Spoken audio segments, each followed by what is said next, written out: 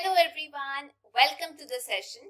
आज ਦੀ ਕਲਾਸ ਆਪਾਂ ਪੜਨ ਜਾ ਰਹੇ ਹਾਂ ਪੰਜਾਬ ਸਕੂਲ ਐਜੂਕੇਸ਼ਨ ਬੋਰਡ ਦੀ 11ਵੀਂ ਕਲਾਸ ਦੀ ਕਿਤਾਬ ਇਨਵਾਇਰਨਮੈਂਟਲ ਸਟੱਡੀਜ਼ ਵਾਤਾਵਰਣ ਤੇ ਉਹਦਾ ਦੂਜਾ ਪਾਰਟ ਵਸੋ ਅਤੇ ਵਾਤਾਵਰਣ ਯਾਨੀ ਪੋਪੂਲੇਸ਼ਨ ਐਂਡ ਇਨਵਾਇਰਨਮੈਂਟ ਬਾਰੇ। ਤੇ ਅੱਜ ਇਸ ਪਾਰਟ ਦੇ ਸਾਰੇ ਇੰਪੋਰਟੈਂਟ ਕੁਐਸਚਨਸ ਛੋਟੇ ਵੱਡੇ ਸਭ ਤੋਂ ਵੱਡੇ ਸਾਰਿਆਂ ਬਾਰੇ ਚਰਚਾ ਕਰਾਂਗੇ। ਤਾਂ ਚਲੋ ਸ਼ੁਰੂ ਕਰਦੇ ਹਾਂ।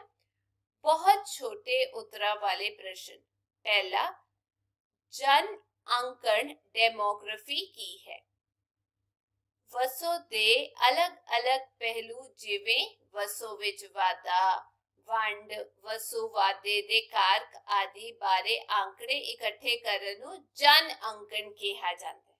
ਦੂਜਾ, ਜਨਮ ਦਰ ਬਰਥ ਰੇਟ ਦੀ ਪਰਿਭਾਸ਼ਾ ਦਿਓ। ਉੱਤਰ, ਕਿਸੇ ਖੇਤਰ ਵਿੱਚ प्रति 1000 ਵਿਅਕਤੀਆਂ ਉੱਪਰ ਜਨਮ ਲੈਣ ਵਾਲੇ ਬੱਚਿਆਂ ਦੀ ਗਿਣਤੀ ਦੀ ਔਸਤ ਨੂੰ ਜਨਮ ਦਰ ਕਹਿੰਦੇ ਹਨ। ਤੀਜਾ, ਲਿੰਗ ਅਨੁਪਾਤ ਸੈਕਸ ਰੇਸ਼ੋ ਕਿਸ ਨੂੰ ਆਖਦੇ ਹਨ? ਦੇਖੋ, ਪ੍ਰਤੀ 1000 ਆਦਮੀਆਂ ਯਾਨੀ ਮਰਦਾਂ ਦੀ ਵਸੋਂ ਪਿੱਛੋਂ ਔਰਤਾਂ ਦੀ ਪ੍ਰਤੀਸ਼ਤ ਵਸੋਂ ਨੂੰ ਲਿੰਗ ਅਨੁਪਾਤ ਆਖਦੇ ਹਨ। ਚੌਥਾ, ਮੌਤ ਦਰ डेथ रेट की परिभाषा दियो। किसे देश या देश विच एक साल विच वसों दे प्रति 1000 आदमियां उपर मरण वाले आदमियां दी संख्या नू मौत दर कहंदे हन। पंजवां, वसों दे वाधे, प्रवास या आवास लई केड़ा कारक जिम्मेवार है? उत्तर, वसों दे वाधे, प्रवास या आवास लई रोजी रोटी कमाउना ਅਤੇ ਆਪਣੇ ਪਰਿਵਾਰ ਦਾ ਪਾਲਣ ਪੋਸ਼ਣ ਕਰਨਾ ਆਦि ਕਾਰਨ ਜਾਂ ਕਾਰਕ ਜ਼ਿੰਮੇਵਾਰ ਹਨ। 6ਵਾਂ ਪ੍ਰਸ਼ਨ, ਗਰੀਬੀ ਪਾਵਰਟੀ ਕੀ ਹੈ? ਉੱਤਰ, ਆਪਣੀਆਂ ਆਰਥਿਕ ਅਤੇ ਮਾਲੀ ਜ਼ਰੂਰਤਾਂ ਨੂੰ ਪੂਰਾ ਕਰਨ ਵਿੱਚ ਅਸਮਰਥ ਹੋਣ ਨੂੰ ਗਰੀਬੀ ਕਹਿੰਦੇ ਹਨ। 7ਵਾਂ, ਸਾਖਰਤਾ ਲਿਟਰੇਸੀ ਦੀ ਪਰਿਭਾਸ਼ਾ ਦਿਓ। ਉੱਤਰ, ਪੜ੍ਹਨ ਅਤੇ ਲਿਖਣ ਦੀ ਯੋਗਤਾ ਨੂੰ ਸਾਖਰਤਾ ਕਹਿੰਦੇ ਹਨ। ਅੱਗੇ ਹੈਗੇ ਨੇ ਛੋਟੇ ਉੱਤਰਾਂ ਵਾਲੇ ਪ੍ਰਸ਼ਨ। ਪਹਿਲਾ, ਪਾਲਣ ਸੰਭਾਲਣ ਸਮਰੱਥਾ ਕੈਰਿੰਗ ਕੈਪੈਸਿਟੀ ਦੀ ਵਿਆਖਿਆ ਕਰੋ। ਇਹਦਾ ਉੱਤਰ ਹੈ, ਵਸੋਂ ਦੀ ਵਾਧੂ ਗਿਣਤੀ ਵਾਤਾਵਰਣ ਨੂੰ ਪ੍ਰਭਾਵਿਤ ਕਰਦੀ ਹੈ। ਕਿਸੇ ਵੀ ਖੇਤਰ ਦੀ ਵਾਤਾਵਰਣ ਸਥਿਤੀ ਦੇ ਅਨੁਸਾਰ ਉਸ ਖੇਤਰ ਦੀ ਵਸੋਂ ਦੇ ਵਾਧੂਪਣ ਨੂੰ ਪਾਲਣ ਸੰਭਾਲਣ ਦੀ ਸਮਰੱਥਾ ਤੋਂ ਪਤਾ ਲਗਾਇਆ ਜਾ ਸਕਦਾ ਹੈ। ਇਸ ਦੇ ਅਨੁਸਾਰ ਵਸੋਂ ਦੇ ਵਾਧੂਪਣ ਦੇ ਆਧਾਰ ਤੇ ਵਾਤਾਵਰਣ ਦੇ ਦੋ ਮਹੱਤਵਪੂਰਨ ਘਟਕ ਹਨ। ਜੀਵਨ ਰੱਖਿਅਕ ਘਟਕ ਲਾਈਫ ਸਪੋਰਟਿਵ ਕੰਪੋਨੈਂਟਸ, ਉਹ ਘਟਕ ਜੋ ਹਵਾ, ਭੋਜਨ, ਜਲ ਅਤੇ ਗਰਮੀ ਦਿੰਦੇ ਹਨ। ਦੂਜਾ, ਰਹਿਣ ਖੂਦ ਪਾਚਨਸ਼ੀਲ ਘਟਕ ਵੇਸਟ ਐਸਿਮਿਲੇਟਿਵ ਕੰਪੋਨੈਂਟਸ, ਵਾਤਾਵਰਣ ਦੇ ਇਸ ਹਿੱਸੇ ਵਿੱਚ ਮਨੁੱਖੀ ਕਿਰਿਆ ਦੁਆਰਾ ਉਤਪੰਨ ਵਿਅਰਥ ਪਦਾਰਥਾਂ ਦਾ ਪਾਚਨ ਸ਼ਾਮਿਲ ਹੈ।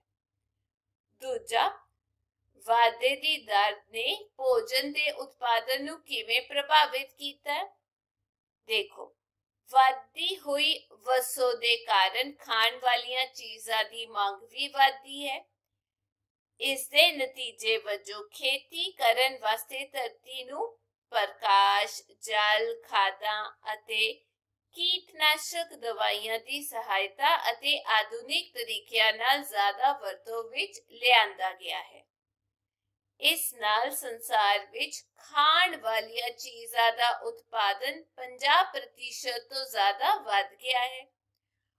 ਪਰੰਤੂ ਮਨੁੱਖ ਦੀਆਂ ਮਾੜੀਆਂ ਗਤੀਵਿਧੀਆਂ ਨਾਲ ਜਿਵੇਂ ਪਸ਼ੂਆਂ ਦਾ ਜ਼ਿਆਦਾ ਚਾਰਨਾ, ਰਸਾਇਣਿਕ ਖਾਦਾਂ ਦੀ ਜ਼ਿਆਦਾ ਵਰਤੋਂ ਅਤੇ ਭੂਮੀਗਤ ਜਲ ਦਾ ਗਲਤ ਉਪਯੋਗ ਆਦਿ ਦੇ ਕਾਰਨ ਕਈ ਮੁਸ਼ਕਿਲਾਂ ਪੈਦਾ ਹੋ ਗਈਆਂ ਹਨ। ਧਰਤੀ ਦਾ ਖਾਰਾਪਨ, ਰੇਗਿਸਤਾਨੀਕਰਨ, ਭੂਮੀ ਦਾ ਘਟਾਵ ਹੋਣਾ, ਭੂਮੀ ਦਾ ਵਿੱਤੀਕਰਨ ਆਦਿ ਇਸ ਦੇ ਨਤੀਜੇ ਹਨ। ਇਸ ਤੋਂ ਇਲਾਵਾ ਵਸੋਂ ਦੇ ਵਾਧੂਪਣ ਦੇ ਕਾਰਨ ਬਹੁਤ ਸਾਰੇ ਲੋਕੀ ਕੁਪੋਸ਼ਣ ਦਾ ਸ਼ਿਕਾਰ ਹੋਏ ਹਨ। ਭਾਰਤ ਵਿੱਚ ਲਗਭਗ 70 ਤੋਂ 80% ਬੱਚੇ ਕੁਪੋਸ਼ਣ ਦਾ ਸ਼ਿਕਾਰ ਹਨ। ਇਸ ਕਾਰਨ ਵਸੋਂ ਵਿਸਫੋਟ ਦੇ ਕਾਰਨ ਵਧਦੀ ਹੋਈ ਆਬਾਦੀ ਦੇ ਕਾਰਨ ਖਾਣ ਵਾਲੇ ਪਦਾਰਥਾਂ ਦੀ ਮੰਗ ਨੂੰ ਪੂਰਾ ਕਰਨਾ ਮੁਸ਼ਕਲ ਹੈ। ਤੀਜਾ ਪ੍ਰਸ਼ਨ, 4 ਸੈਟੇਲਾਈਟ ਸ਼ਹਿਰਾਂ ਦੇ ਨਾਂ ਲਿਖੋ। ਇਹਦਾ ਉੱਤਰ ਹੈ ਨੋਇਡਾ, ਫਰੀਦਾਬਾਦ, ਗਾਜ਼ੀਆਬਾਦ, ਗੁੜਗਾਂਵ, ਮੋਹਾਲੀ ਅਤੇ ਪੰਚਕੂਲਾ। ਚੌਥਾ ਪ੍ਰਸ਼ਨ, ਵਸੋਂ ਦੇ ਵਾਧੇ ਦਾ ਊਰਜਾ ਉੱਪਰ ਕੀ ਪ੍ਰਭਾਵ ਹੈ? ਉੱਤਰ, ਸੰਸਾਰ ਦੇ ਜ਼ਿਆਦਾ ਵਿਕਸਿਤ ਅਤੇ ਵਿਕਾਸਸ਼ੀਲ ਦੇਸ਼ਾਂ ਵਿੱਚ ਵਧਦੀ ਹੋਈ ਵਸੋਂ ਵਾਸਤੇ ਰੋਜ਼ਗਾਰ ਵਧਾਉਣ ਅਤੇ ਉਹਨਾਂ ਦੀਆਂ ਮੰਗਾਂ ਨੂੰ ਪੂਰਾ ਕਰਨ ਵਾਸਤੇ ਉਤਪਾਦਨ ਨੂੰ ਵਧਾਉਣ ਵਾਸਤੇ ਕਾਰਖਾਨਿਆਂ ਦੀ ਜ਼ਰੂਰਤ ਪੈ ਰਹੀ ਹੈ। ਊਰਜਾ ਦੇ ਬਗੈਰ ਕਾਰਖਾਨੇ ਚਲਾਉਣੇ ਬੜੇ ਮੁਸ਼ਕਲ ਹਨ। ਵਧਦੀ ਵਸੋਂ ਦੇ ਕਾਰਨ ਊਰਜਾ ਦੇ ਸੋਮੇ ਪਹਿਲਾਂ ਤੋਂ ਬੜੇ ਘੱਟ ਹਨ, ਜਿਵੇਂ ਲੱਕੜੀ, ਪਥਰਾਟ ਬਾਲਣ ਅਤੇ ਬਿਜਲੀ ਦੀ ਜ਼ਰੂਰਤ ਵਧ ਰਹੀ ਹੈ। ਪਥਰਾਟ ਬਾਲਣ ਸੀਮਿਤ ਮਾਤਰਾ ਵਿੱਚ ਹੀ ਮਿਲ ਰਿਹਾ ਹੈ ਅਤੇ ਇਹ ਹੌਲੀ-ਹੌਲੀ ਖਤਮ ਹੋ ਰਹੇ ਹਨ। ਇਹਨਾਂ ਕਾਰਨਾਂ ਕਰਕੇ ਹੀ ਊਰਜਾ ਉੱਪਰ ਵਧਦੀ ਵਸੋਂ ਦਾ ਦਬਾਅ ਹੈ। ਇਸ ਤਰ੍ਹਾਂ ਊਰਜਾ ਦੀ ਜ਼ਿਆਦਾ ਵਰਤੋਂ ਨਾਲ ਊਰਜਾ ਸੰਕਟ ਪੈਦਾ ਹੋ ਰਿਹਾ ਹੈ।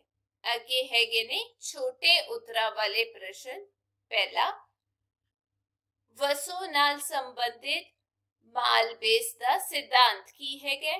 ਦੇਖੋ, 18ਵੀਂ ਸ਼ਤਾਬਦੀ ਦੇ ਅੰਤ ਤੇ ਇੱਕ ਅੰਗਰੇਜ਼ੀ ਆਰਥਿਕ ਵਿਗਿਆਨੀ ਅਤੇ ਵਸੋਂ ਵਿਵਰਣ ਸ਼ਾਸਤਰੀ ਥਾਮਸ ਰਾਬਰਟ, ਜਿਹੜਾ ਨਾਮ ਹੈਗਾ ਬੰਦੇ ਦਾ ਮੈਂ ਦੁਬਾਰਾ ਦੱਸ ਦੇਣੀ, ਥਾਮਸ ਰਾਬਰਟ ਮਾਲਥਸ, ਠੀਕ ਹੈ, ਉਹਨਾਂ ਨੇ 1798 ਨੇ ਆਪਣੇ ਵੱਲੋਂ ਸਿਧਾਂਤ ਦਾ ਵਰਣਨ ਕੀਤਾ। ਇਸ ਸਿਧਾਂਤ ਦੇ ਅਨੁਸਾਰ ਵਸੋਂ ਹਮੇਸ਼ਾ ਰੇਖਾ ਗਣਿਤ ਵਾਧਾ, ਜਿਵੇਂ ਕਿ ਆਪਾਂ ਕਹਿ ਸਕਦੇ ਹਾਂ 2, 4, 8, 16, 32 ਵਿੱਚ ਵਧਦੀ ਹੈ। ਠੀਕ ਹੈ, ਪੋਪੂਲੇਸ਼ਨ ਏਦਾਂ ਵਧਦੀ ਹੈ। ਜਦੋਂ ਕਿ ਭੋਜਨ ਅਤੇ ਜੀਵਿਤ ਰਹਿਣ ਦੇ ਸਾਧਨ ਸਮਾਂਤਰੀ ਸ਼੍ਰੇਣੀ ਜੋ ਕਿ ਹੈਗਾ ਉਹਦੇ ਤੋਂ ਘੱਟ, ਆ ਦੇਖੋ 2, ਫਿਰ 4, ਫਿਰ 6, ਫਿਰ 8, ਮਤਲਬ 2 ਦਾ ਗੈਪ ਹੈਗਾ ਇੱਥੇ। ਇੱਥੇ ਕੀ ਹੋ ਰਿਹਾ, 2 ਦੇ ਨਾਲ ਗੁਣਾ ਹੋ ਰਿਹਾ, 2 ਗੁਣਾ 2 4, 4 ਗੁਣਾ 2 8, ਏਦਾਂ ਵੱਧ ਰਿਹਾ। ਪੋਪੂਲੇਸ਼ਨ ਏਦਾਂ ਵੱਧਦੀ ਹੈ ਤੇ ਖਾਣ ਪੀਣ ਦੀਆਂ ਚੀਜ਼ਾਂ ਨੇ, ਲੋੜਾਂ ਨੇ, ਉਹ 2 ਕਰਕੇ ਵਧਦੀਆਂ ਨੇ, ਯਾਨੀ ਇਹ ਘੱਟ ਆ, ਆਹ ਜ਼ਿਆਦਾ ਹੈਗਾ। ਇਸ ਦੇ ਵਿੱਚ ਇਸ ਤਰੀਕੇ ਦੇ ਨਾਲ ਵਧਦੀ ਹੈਗੀ ਆ। ਇਸ ਲਈ ਵਸੋਂ, ਭੋਜਨ ਅਤੇ ਥਾਂ ਦੇ ਵਿੱਚ ਅਸੰਤੁਲਨ ਬਣਿਆ ਰਹਿੰਦਾ ਹੈ। ਮਾਲਥਸ ਨੇ ਇਹ ਨਤੀਜਾ ਕੱਢਿਆ ਕਿ ਜੇਕਰ ਵਸੋਂ ਦਾ ਵਾਧੂਪਣ ਨਹੀਂ ਰੁਕਦਾ ਤੇ ਕੁਦਰਤ ਆਪਣੇ ਤਰੀਕੇ ਨਾਲ, ਜਿਵੇਂ ਜੰਗ, ਭੁੱਖਮਰੀ, ਹੜ੍ਹ, ਸੁਨਾਮੀ, ਬਿਮਾਰੀਆਂ ਆਦਿ ਨਾਲ ਵਸੋਂ ਵਿੱਚ ਕਮੀ ਕਰਦੀ ਹੈ। ਦੂਜਾ ਪ੍ਰਸ਼ਨ ਹੈਗਾ, ਸ਼ਹਿਰੀਕਰਨ ਅਰਬਨਾਈਜੇਸ਼ਨ ਵਾਤਾਵਰਣ ਨੂੰ ਕਿਵੇਂ ਪ੍ਰਭਾਵਿਤ ਕਰਦਾ ਹੈ? ਇਹਦਾ ਉੱਤਰ ਹੈ, ਵਸੋਂ ਵਿੱਚ ਵਾਧਾ ਹੋਣ ਕਰਕੇ ਕਈ ਲੋਕੀ ਪਿੰਡਾਂ ਤੋਂ ਸ਼ਹਿਰਾਂ ਵੱਲ ਨੂੰ ਜਾਣਾ ਸ਼ੁਰੂ ਹੋ ਗਏ ਹਨ ਤੇ ਸ਼ਹਿਰਾਂ ਦਾ ਖੇਤਰ ਤੇਜ਼ੀ ਨਾਲ ਵੱਧ ਰਿਹਾ ਹੈ। ਇਸ ਨੂੰ ਸ਼ਹਿਰੀਕਰਨ ਕਿਹਾ ਜਾਂਦਾ ਹੈ, ਜਿਸ ਕਾਰਨ ਖੇਤੀ ਕਰਨ ਯੋਗ ਧਰਤੀ ਘਟ ਰਹੀ ਹੈ। ਇਸ ਤਰ੍ਹਾਂ ਸ਼ਹਿਰੀਕਰਨ ਦਾ ਵਾਤਾਵਰਣ ਉੱਪਰ ਕਾਫੀ ਮਾੜਾ ਅਸਰ ਹੋਇਆ ਹੈ। ਸ਼ਹਿਰੀਕਰਨ ਦੇ ਵਾਤਾਵਰਣ ਉੱਪਰ ਹੋਣ ਵਾਲੇ ਕੁਝ ਮਾੜੇ ਪ੍ਰਭਾਵ ਕਿਹੜੇ-ਕਿਹੜੇ ਨੇ? ਆ ਲਿਖੋ। ਪਹਿਲਾ, ਸ਼ਹਿਰਾਂ ਦੀ ਵੱਧਦੀ ਵਸੋਂ ਦੇ ਕਾਰਨ ਠੋਸ ਫਾਲਤੂ ਪਦਾਰਥ ਜਿਵੇਂ ਘਰੇਲੂ ਕਚਰਾ, ਕਾਰਖਾਨਿਆਂ ਦਾ ਰਿਸਾਵ ਆਦਿ ਦਾ ਉਤਪਾਦਨ ਬੜੀ ਤੇਜ਼ੀ ਨਾਲ ਵੱਧ ਰਿਹਾ ਹੈ, ਜਿਸ ਕਰਕੇ ਵਾਤਾਵਰਣ ਦੂਸ਼ਿਤ ਹੋ ਰਿਹਾ ਹੈ ਅਤੇ ਬਿਮਾਰੀਆਂ ਵੱਧ ਰਹੀਆਂ ਹਨ। ਦੂਜਾ, ਜ਼ਿਆਦਾ ਸ਼ਹਿਰੀਕਰਨ ਅਤੇ ਕਾਰਖਾਨਿਆਂ ਤੋਂ ਕੁਦਰਤੀ ਸੰਸਾਧਨਾਂ ਦੀ ਖਪਤ ਦਰ ਵੱਧ ਗਈ ਹੈ। ਇਸ ਨਾਲ ਵਾਤਾਵਰਣ ਵਿੱਚ ਅਸੰਤੁਲਨ ਪੈਦਾ ਹੋਇਆ ਹੈ। ਤੀਜਾ, ਸ਼ਹਿਰੀਕਰਨ ਦੇ ਨਾਲ ਸ਼ਹਿਰੀ ਖੇਤਰਾਂ ਦੇ ਚਾਰੇ ਪਾਸੇ ਗੰਦੀਆਂ ਬਸਤੀਆਂ ਪੈ ਗਈਆਂ ਹਨ। ਇਹਨਾਂ ਬਸਤੀਆਂ ਦੇ ਨਾਲ ਸ਼ਹਿਰਾਂ ਦਾ ਵਾਤਾਵਰਣ ਖਰਾਬ ਹੋਇਆ ਹੈ। ਚੌਥਾ, ਸ਼ਹਿਰਾਂ ਵਿੱਚ ਹਵਾ ਪ੍ਰਦੂਸ਼ਣ, ਧੁਨੀ ਪ੍ਰਦੂਸ਼ਣ, ਜਲ ਪ੍ਰਦੂਸ਼ਣ ਆਦਿ ਵਾਤਾਵਰਣ ਨੂੰ ਖਰਾਬ ਕਰਦੇ ਹਨ। ਅੱਗੇ, ਵੱਡੇ ਉਤਰਾਅ ਵਾਲੇ ਪ੍ਰਸ਼ਨ। ਪਹਿਲਾ ਪ੍ਰਸ਼ਨ ਹੈ, ਵਸੋਵਾਦੇ ਦੇ ਵਾਤਾਵਰਣ ਦੀ ਪਾਲਣ ਸੰਭਾਲਣ ਸਮਰੱਥਾ ਦੇ ਵੱਖ-ਵੱਖ ਅੰਗਾਂ ਉੱਪਰ ਪੈਣ ਵਾਲੇ ਪ੍ਰਭਾਵਾਂ ਦੀ ਚਰਚਾ ਕਰੋ। ਦੇਖੋ ਉੱਤਰ ਹੈ, ਵਸੋਵਾਦਾ ਵਾਤਾਵਰਣ ਦੀ ਪਾਲਣ ਸੰਭਾਲਣ ਸਮਰੱਥਾ ਦੇ ਵੱਖ-ਵੱਖ ਅੰਗਾਂ ਨੂੰ ਪ੍ਰਭਾਵਿਤ ਕਰਦਾ ਹੈ। ਵਾਤਾਵਰਣ ਅਤੇ ਵਸੋ ਆਪਸ ਵਿੱਚ ਬਹੁਤ ਡੂੰਘਾਈ ਤੋਂ ਜੁੜੇ ਹਨ। ਸਾਡਾ ਜੀਵਨ ਕੁਦਰਤੀ ਸਾਧਨਾਂ ਦੇ ਸੰਤੁਲਿਤ ਉਪਯੋਗ ਤੇ ਨਿਰਭਰ ਕਰਦਾ ਹੈ। ਇਹ ਸੰਤੁਲਿਤ ਪ੍ਰਯੋਗ ਤਾਂ ਹੀ ਸੰਭਵ ਹਨ ਜਦੋਂ ਵਸੋ ਘੱਟ ਹੋਵੇ। ਜੇ ਵਸੋ ਵਿੱਚ ਵਾਧਾ ਹੁੰਦਾ ਰਹਿੰਦਾ ਹੈ ਤਾਂ ਕੁਦਰਤ ਦੇ ਵਾਧੂ ਦੌੜ ਦੀ ਲੋੜ ਪਏਗੀ। ਇਸ ਵਾਧੂ ਦੌੜ ਤੋਂ ਵਾਤਾਵਰਣ ਦੀ ਸਮੱਸਿਆ ਦਾ ਜਨਮ ਹੁੰਦਾ ਹੈ। ਵਸੋ ਵਿਸਫੋਟ ਦੇ ਕਾਰਨ ਵਾਤਾਵਰਣ ਸੁਰੱਖਿਆ ਦਾ ਸੰਕਟ ਪੈਦਾ ਹੋ ਗਿਆ ਹੈ। ਵਾਤਾਵਰਣ ਤੇ ਉਸ ਦੀ ਪਾਲਣ ਸੰਭਾਲਣ ਸਮਰੱਥਾ ਤੋਂ ਜ਼ਿਆਦਾ ਭਾਰ ਪੈ ਰਿਹਾ ਹੈ, ਜਿਸ ਨਾਲ ਜੀਵਨਦਾਇਕ ਕਾਰਕ ਪ੍ਰਭਾਵਿਤ ਹੁੰਦੇ ਹਨ। ਵਾਤਾਵਰਣ ਦੀ ਪਾਲਣ ਸੰਭਾਲਣ ਸਮਰੱਥਾ ਦੇ ਆਧਾਰ ਤੇ ਉਸ ਦੇ ਦੋ ਪ੍ਰਕਾਰ ਦੇ ਘਟਕ ਹੁੰਦੇ ਹਨ। ਪਹਿਲਾ, जीवन रक्षित संगठक मतलब लाइफ सपोर्टिव कंपोनेंट्स। वातावरण का वो भाग है जो ऊर्जा भोजन हवा ते पानी दिंदा है। दूजा, रहन खोद पाचनशील घटक वेस्ट एसिमिलेटिव कंपोनेंट्स। वातावरण के इस भाग विच मनुखी क्रियावां वालों पैदा फालतू पदार्थां दा पाचन या निपटारा शामिल है।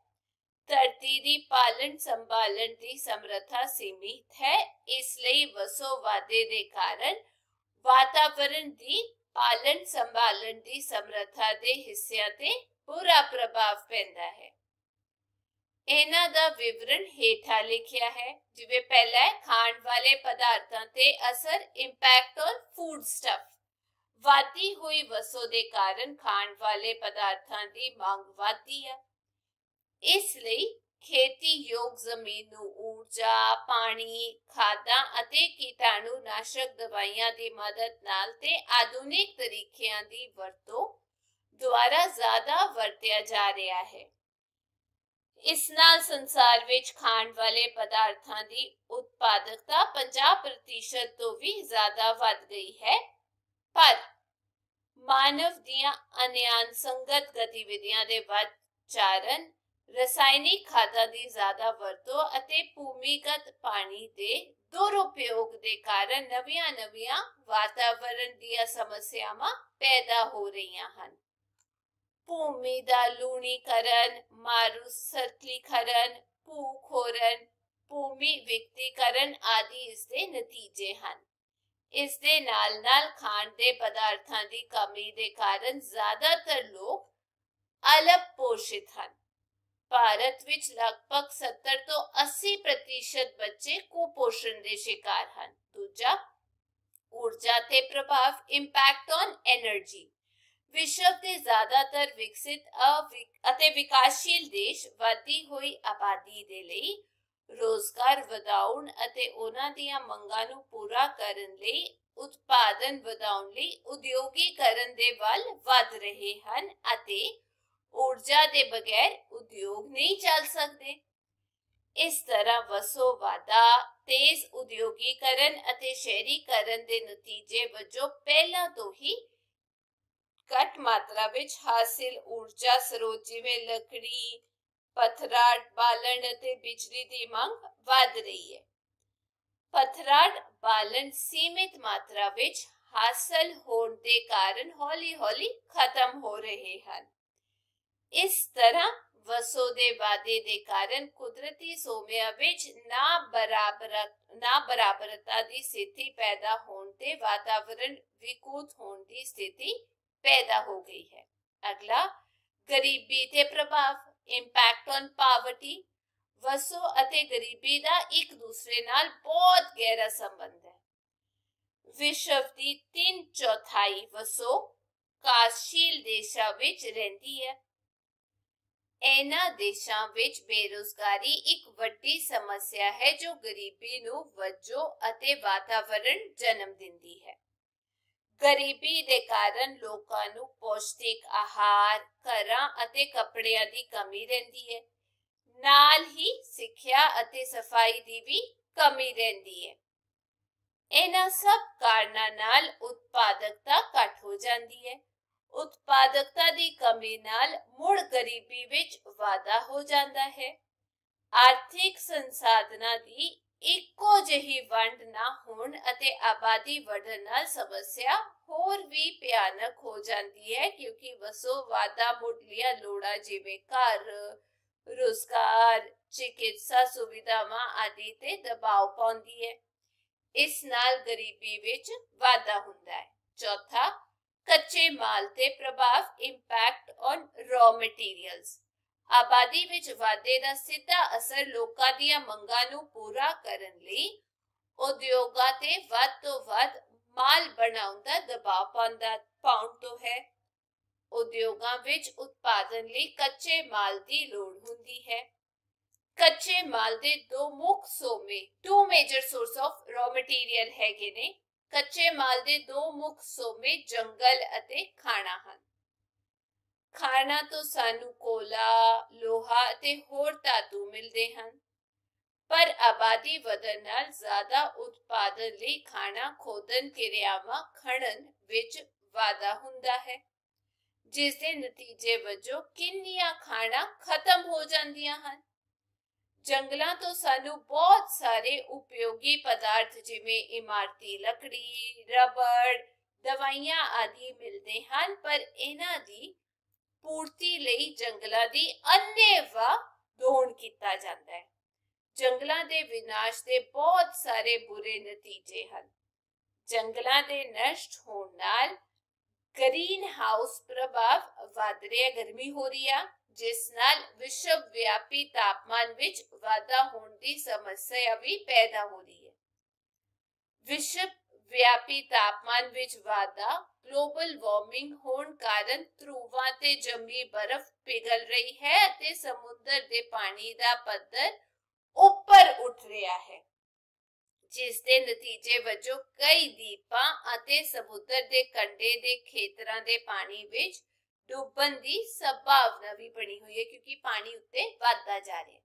ਤੇ ਇਹ ਸੀਗੇ ਪਾਰਟ 2 ਦੇ ਜਾਂ ਸੈਕਿੰਡ ਚੈਪਟਰ ਦੇ ਇੰਪੋਰਟੈਂਟ ਕੁਐਸਚਨ। ਮੈਂ ਉਮੀਦ ਕਰਦੀ ਹਾਂ ਤੁਹਾਨੂੰ ਸਮਝ ਆ ਗਿਆ ਹੋਵੇਗਾ। ਜੇ ਕੋਈ ਡਾਊਟ ਹੈਗਾ ਕਮੈਂਟ ਸੈਕਸ਼ਨ ਦੇ ਵਿੱਚ ਜ਼ਰੂਰ ਦੱਸਿਓ, ਤੇ ਵੀਡੀਓ ਵਧੀਆ ਲੱਗੀ ਤਾਂ ਲਾਈਕ, ਸ਼ੇਅਰ, ਕਮੈਂਟ ਕਰਨਾ ਨਾ ਭੁੱਲਿਓ। ਫਿਰ ਮਿਲਾਂਗੇ। Till then take care, bye bye.